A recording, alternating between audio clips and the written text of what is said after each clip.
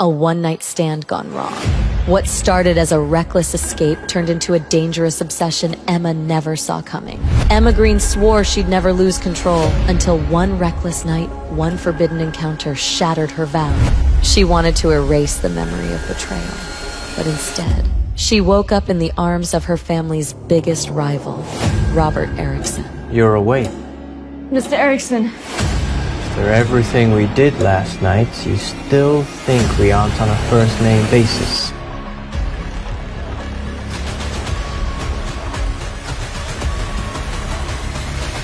You should take a shower.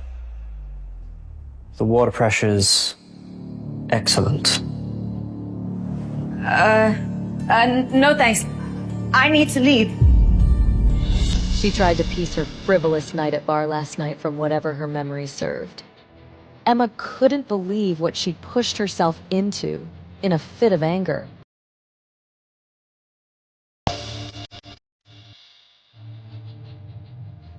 But what could have ignited such fury in Emma that she shattered her vow of virginity in a moment of reckless abandon?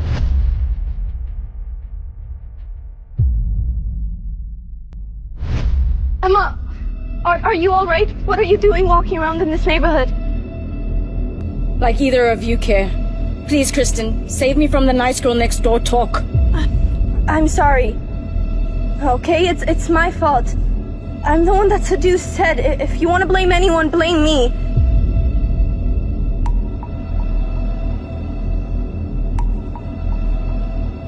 No, she's wrong. I'm sorry, Emma. Ted was Emma's boyfriend, until the day she caught him tangled in the arms of her best friend. The sight of them together lit a fire in her, a burning need to strike back, to hurt Ted just as deeply. But what Emma couldn't know then was that her next move would lead her straight into a dangerous trap, one that pushed her in the embrace of Robert Erickson. Emma told herself it was a mistake, but was it? Why couldn't she stop thinking about his touch, his dangerous smile, and what he might be hiding? Emma! Don't you want to talk about what happened last night? Emma was suddenly brought back to reality. Mr. Erickson? Can we forget that anything happened between us last night? If you're worried about any STDs, I can assure you I'm still a virgin. Was a virgin. The only person that's lost anything here is me. Rest assured, I have no reason to believe you have any diseases. However, I want to ask if you want anything from me. You don't strike me as the kind of person that wants money for a first time. Yeah, I don't want your money. I just want you to keep this a secret. I did not know it was your first time in bed with someone. As compensation, I will allow you one demand. You can ask anything of me, except make you fall in love with me. Mr. Erickson, I think you misunderstood. I don't go out to give myself away, so I won't trade myself for anything. We won't be seeing each other again, so I'm going to wish you a good life. Goodbye. Emma thought it would be a one-time slip, a way to drown the betrayal that Ted and her best friend had carved into her heart. But Robert Erickson was no ordinary man. He wasn't about to let her walk away so easily. Are you stalking me now? Didn't I tell you I never want to see you again? Are you surprised to see me? Well, yes. What are you doing here? Miss Green, you were the one sitting in my car. Yes. Sorry. That was my boyfriend, ex-boyfriend, and my best friend. Well, I thought she was my best friend, who are apparently now a thing. Anyways, I'm sorry. I just had to get out of that situation. So you thought, let's take up hitchhiking and jump in a new one. Sorry? You should be more careful. Someone dangerous might pick you up. Okay. Take care. You think you can just disappear, Emma? I'm not done with you yet. He was always there, always one step ahead. His intentions hidden beneath that charming exterior. But why was he so drawn to her? And why did Emma feel a strange pull towards a man she should fear? She tried to ignore him, tried to push away the memory of his hands on her skin, the way he made her feel seen, even when she wanted to disappear. But every time she looked over her shoulder, there he was, like a ghost she couldn't escape. You don't know what's at stake here, Emma. Stay close, and I can protect you. From what? From you? But even as she threw his words back at him, a part of her wondered, could he be right? Emma had spent her whole life running from the shadow of her father, William Meyer. She had rejected the Meyer name for her so-called father had left her mother. Emma had built a life of her own, refusing to be defined by the bitter feud that had shaped her family. But now, she was caught between two worlds. One she never wanted to belong to, and one she couldn't quite understand. Amidst all the uncertainty, Emma's only ally seemed to be Jack, her stepbrother, the one who always stood by her side, even when she fought against the Meyer legacy. He saw the struggle in her eyes and knew the dangers she faced. You said you'd be gone for 2 months. Yeah, Dad broke his leg a few days ago, so I came back early. Do you want me to take you to go see him? You still can't forgive him. How can I? Besides, I know my place. Emma, don't be like that. I've never treated you like an outsider. I know. So, is that, Erickson? Yeah, in that car. Robert. And how do you know him? I'm his brother's tutor. So, you're still working. What about that card I gave you? Emma, that's not the mayor's family's money. That's me giving a gift to my sister. Yeah, but you still have the mayor's surname. Emma, stop being so stubborn. I feel bad for you. Don't. I really like my life right now.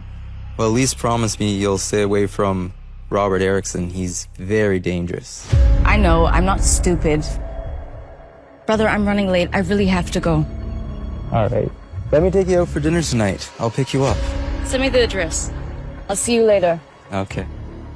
Jack's words lingered in Emma's mind, warning her of the dangers ahead. Yet, she couldn't escape the feeling that Robert was always there, pulling her into his web. But why?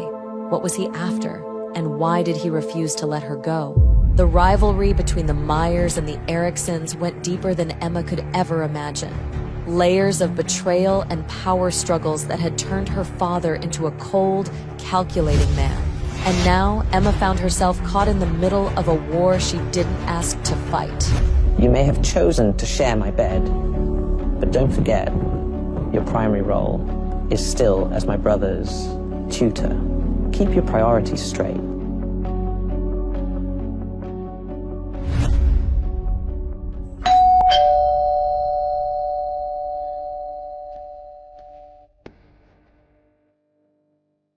Emma realized that as long as she continued to tutor Robert Erickson's brother, she could never truly escape him. He'd always find a reason to linger in her life, always find a way to stay close. So she made up her mind. She would visit his house one final time and put an end to it all. Why are you here? This is my house. I've been waiting for you.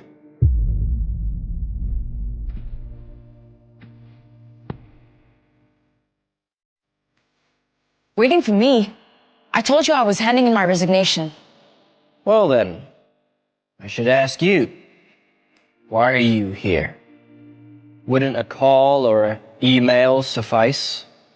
Oh, I wanted to tell Samuel in person. I felt it was only right. Right. From now on, I think you should stay here and focus more on helping Samuel with his studies. Wait, you mean live here? That's right. Samuel has a month before the college entrance exam. He needs all the help he can get. Plus, it'll be more convenient for you to stay here. No, I'm a student. I have to stay at the dormitory. Besides, This place is too far from campus. It's inconvenient to be going back and forth. Oh, I can help you with the accommodation to your school. No jogging back and forth and whatnot. I can send you a car. It's a win-win. That's not necessary. What I mean is, it's inappropriate for us to live together. And to live with someone I teach. I did not realize that your thoughts were so vulgar. Could it be that you like Samuel? Samuel is just my student. Then do you like me? Of course not. Since you don't like either of us, what's there to be afraid of? Miss Green, I think I still need to remind you that you were the one who took the initiative that night. You're a man. I don't believe you didn't have the power to reject me. You don't seem to know very much about men. Most men would never reject a woman who voluntarily throws herself into their arms, unless that man's sexual function is lacking. Speaking of which, I'm a little curious. Yesterday, I saw you talking to Ted Smith. Today, you were hugging Jack Mayer. Miss Green, it seems that I have totally underestimated your ability with the opposite sex. You and I are not close. I don't feel any obligation to share my secrets. I do not need you interfering in my personal matters. Also, you promised to keep what happened between you and I private. This was the first time Robert had met a woman who was not afraid of him. She was like a little wild cat that was ready to attack at any time. Of course, I've never told anyone about the matter of you sleeping with me. Then why pry into my love life? I'm just trying to win the argument based on what you said. You're not the only non-family member living in my house. It's not appropriate to think of this arrangement as inappropriate while you live here. You're like the other people I've hired. I'll provide the food and the shelter. You'll be responsible for teaching Samuel here. That's all.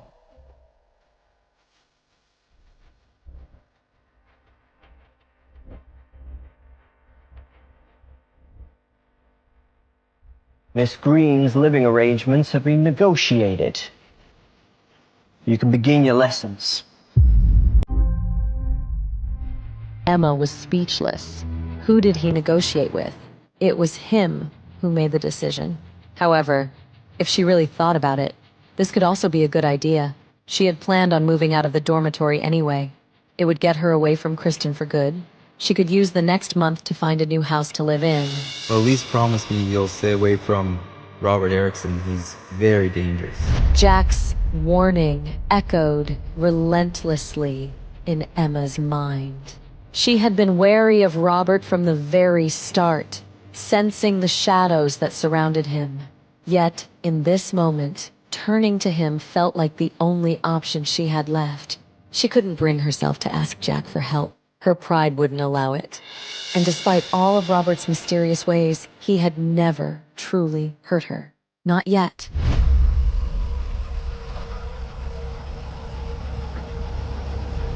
Mr. Erickson, Miss Green's room has been arranged. It is on the first floor of Samuel's residence. Samuel is studying for his college entrance exam. Wouldn't it distract him to have Miss Green staying there? Oh, yes. Arrange it with me. We can put her up for the month. Yes, sir.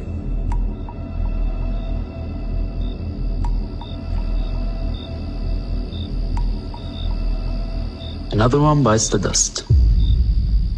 Had Emma unwittingly stepped into a trap, or had she known the danger all along? Why was Robert so relentless in keeping tabs on her every move? And most chilling of all, what were his true intentions lurking beneath that charming facade?